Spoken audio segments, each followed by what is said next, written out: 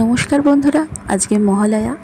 আজকে আমি একটা চক্ষুদানের স্কেচ এবং কালার দুটোই দেখাবো এবং বাঙালির জীবনে মহালয়ার তাৎপর্য এবং পিতৃপক্ষ এবং মাতৃপক্ষ কী, কেন আমরা পিতৃপক্ষ পালন করি, পিতৃপক্ষের শেষে আমরা কেন তর্পণ করে মাতৃপক্ষের সূচনা করি, আজকের এই ভিডিওতে আমরা জানব। প্রথমে আসি বাঙালির জীবনে মহালয়ার তাৎপর্য নিয়ে। অকালবোধন দুর্গোৎসব বাঙালির জীবনের একটা শ্রেষ্ঠ উৎসব এবং এর সূচনা হয় মহালয়ার দিন থেকে। মহালয়ার দিনে ব্রহ্ম মুহূর্তে দেবীর চক্ষুদানের মাধ্যমে দেবীর আগমন বার্তা বাতাসে ভেসে আসে এবং ঠিক সেই সময়ে রেডিওতে শ্রী বীরেন্দ্রকৃষ্ণ ভদ্র মহাশয়ের গলায় আমরা প্রত্যেকে শুনি মহিষাসুর মর্দিনী। প্রতি বছর ঠিক এই সময়টাই বাজে মহিষাসুর মর্দিনী। এর পিছনেও কিন্তু একটি ছোট্ট ইতিহাস লুকিয়ে আছে। বীরেন্দ্রকৃষ্ণ ভদ্র আকাশবাণীতে শো করতেন এবং তার কাছে যে সুযোগটা এসেছিল সেটা ছিল খুবই সীমাবদ্ধ। মহালয়ার দিন সারা দিন জমজমাটে শোতে আকাশবাণী ভরে রয়েছে, সুতরাং তার ভাগ্যে জুটল এই সকালবেলায় 4টে থেকে 5টার সময়টা এবং তিনি তার আওয়াজের জাদুতে কেড়ে নিলেন প্রত্যেকটি শ্রোতার মন এবং এখনও অবধি তার আওয়াজেই আমাদের কিন্তু মহালয়া তথা দুর্গাপুজোর সূচনা হয়। বাঙালি দেশে বিদেশের যে কোনো কোনায় থাকুক না কেন, বীরেন্দ্রকৃষ্ণ ভদ্রের এই সংপ্রচার ছাড়া আমাদের কিন্তু পুজো শুরু হয় না।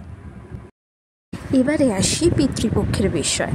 সেই কথা বলতে গেলে আমাদেরকে চলে যেতে হবে দ্বাপর যুগের শেষে, যেখানে সূর্যপুত্র কর্ণের মৃত্যুর পর সে স্বর্গে গমনের অনুমতি পায়নি, কারণ তিনি জীবদ্দশায় কখনোই তার পূর্বপুরুষের প্রতি কোনো আচার নিয়ম মেনে চলেননি এবং সেই কারণে যমরাজ তখন তাকে 15 দিনের সময় দিয়ে মর্তলোকে ফেরত পাঠান, যাতে করে তিনি তার পূর্বপুরুষের প্রতি সমস্ত রকম শ্রাদ্ধের নিয়ম কানুন মেনে শ্রাদ্ধবিধি সম্পূর্ণ করতে পারে এবং সেই 14 থেকে 15 দিন তিনি শ্রাদ্ধের বিধি মেনে পূর্বপুরুষের প্রতি আচার জ্ঞাপন করেছিলেন এবং 16 নম্বর দিনে তিনি তর্পণ করে পিতৃপুরুষকে জল দিয়ে তাদের আত্মার শান্তি কামনার্থে প্রার্থনা করেছিলেন, যাতে করে তার কর্ম কিন্তু পূর্ণ হয়েছিল এবং তারপরে তিনি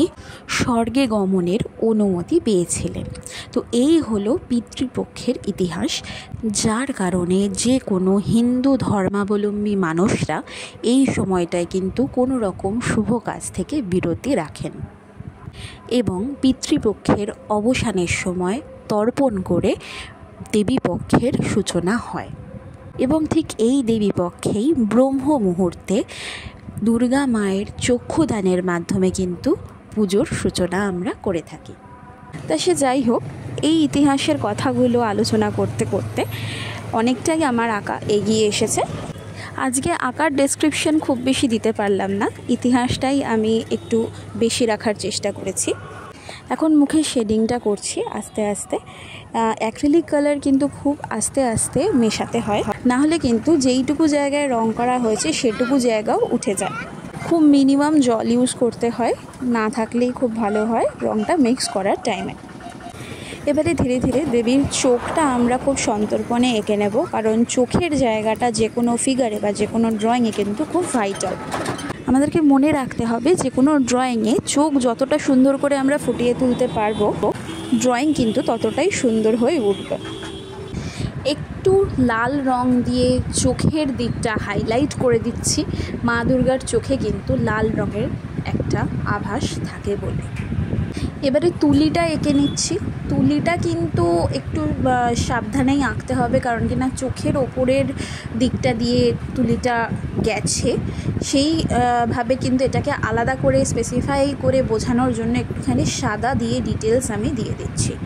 তো এটা হচ্ছে final look of my drawing. কেমন লাগলো অবশ্যই জানাবেন। টাটা।